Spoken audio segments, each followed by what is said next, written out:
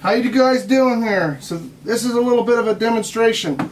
This is an albino genetic stripe. That's a double het genetic stripe albino.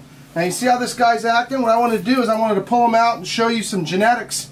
So now if this snake here bred that snake, we're gonna get a 50% clutch of albinos, and out of that 50% clutch of albinos, half will be albino genetic stripes and half will be genetic stripes if he's the father. But here you go, Tim. Now you got to be careful because he's acting like a male. That's the only time you really got to be concerned about getting bit with a retic. And this guy here is Joe Stud. He's the one we saw do most of the breeding. Now this one here, instead of having the 25%, we're looking at a 1 in 16 for albinos. And then of course we're looking at a 1 in 16 for the albinos, and we're looking at 1 in 24 for albino Sunfire genetic stripes, which will be the first ones ever. Hopefully we're going to get them out of this clutch. Now, we introduce them periodically when the female goes off of food. What we do is we'll put the male in with the female, and then she'll go through a period where she won't eat for a while, and then she'll actually have an ovulation. Now I call it maybe different than a lot of other people's. There's a first ovulation, which is actually when she's building the eggs in her body, and then there's the actual ovulation when the eggs are fertilized. Now for a person, ovulating is when the egg drops, but anyway, that's when they have that final ovulation, when they swell up really big.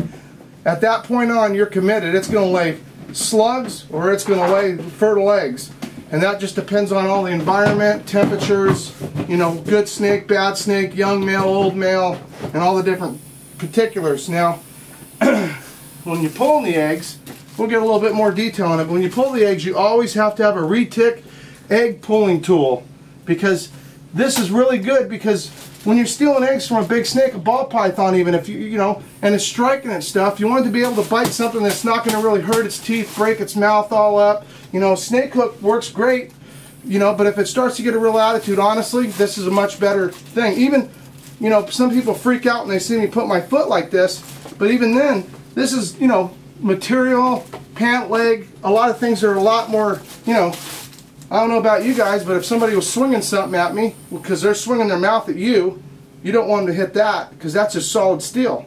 It's not good. It's going to break teeth. It's going to cause problems. This, don't got a problem. So now also when you're pulling eggs, you want to put a little bit of thought into preparation. See, we've already pulled it. We put them in it. We give them a box to lay in. That's really 70% of that reason why we put a box in is not for what people think. They do fine laying eggs most of the time just in the open cage. But actually what I want them to do is I want to be able to pull the eggs out of the clutch, out of the cage, and set it on the ground so I can work with it. So it makes it a lot more safer, a lot more convenient. So me and Tim already pulled it out on the ground, and then we took time, stuck the glass back in the cage, because these need the glass removed. So now when we take this snake off, we'll carefully move it into its cage, and now we have a nice safe place for the snake to go be while we're working with the, and you know, trying to pull the eggs from this snake is not necessarily always going to be an easy task. Now I'm not sure if it's this one or her sister, but if you guys paid attention and watched a lot of videos, it was the one where I told Tim I was going to do it all by myself because we only had 2 people. And I made a big deal teasing Tim, and of course by the end of the video I had blood coming out of my elbow.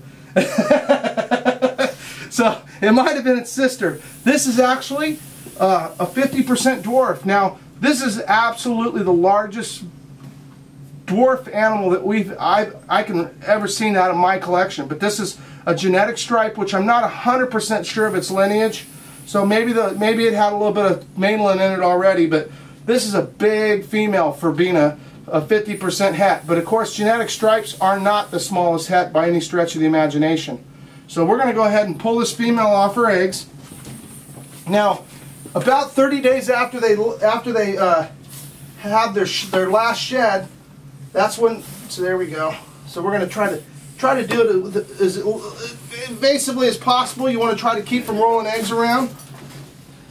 So he'll come around, pull the tail the other direction. She's pretty much being uneventful. She wants to be left on her eggs, but she's not really trying to bite me.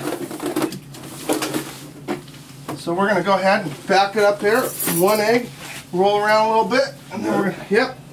Then we'll go ahead and run her back in her cage. Want to help me out? I don't want to bleed on this video, because this video I plan on using at a talk in South Africa. So, see, she's pissed. She ain't happy about it. But for the most part, properly thought out.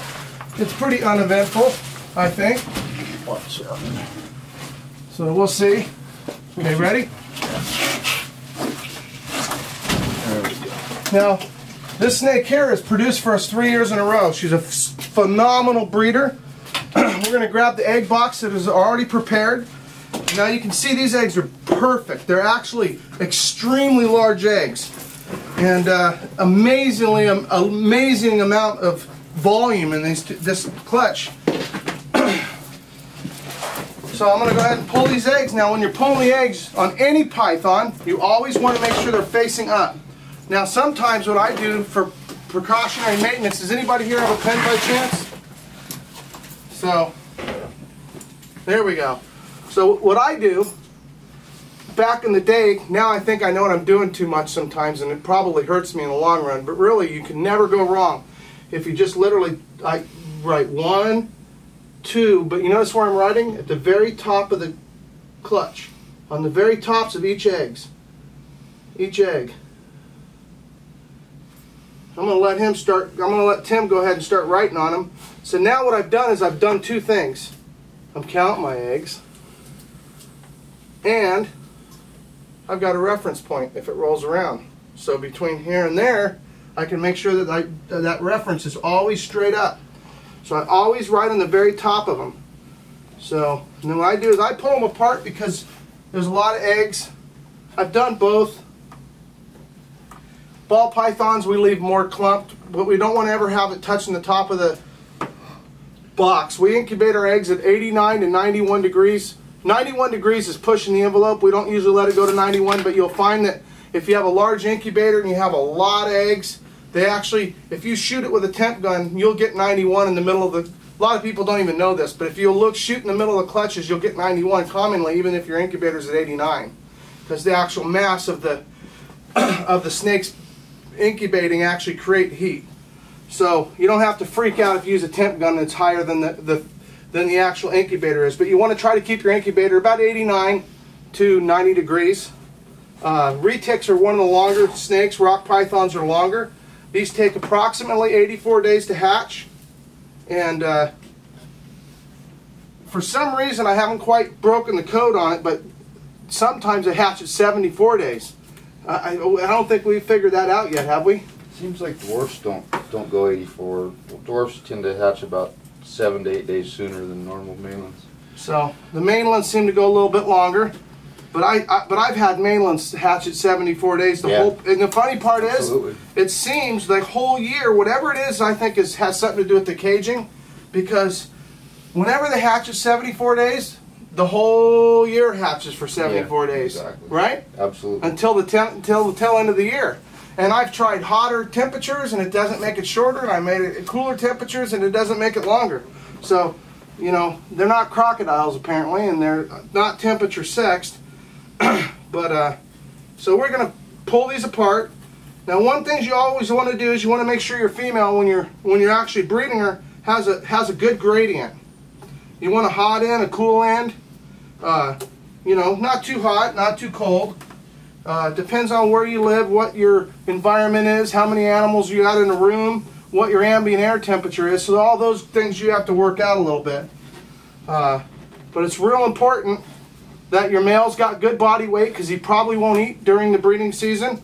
And a skinny male wears out very early if you have multiple tasks for him to do, especially. But even if you don't, sometimes the females don't just go right off of food, and sometimes they just decide when they want to go, and they don't really you know that the males wore out already. So you want to have, it's always good to have a good count of males to work with.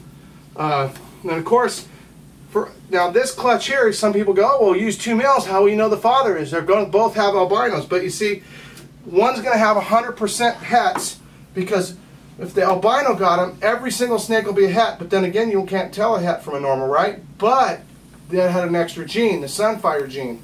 And so, you know, for the most part, we'll know who the father is, because if there's sunfires in it, then the whole clutch is really going to only be possible hets. You can have multiple father clutches, and that could get you in some trouble if you're not careful. But I haven't had a problem with that. And mostly what we're trying to do is we're trying to get that brand new snake that nobody's ever seen.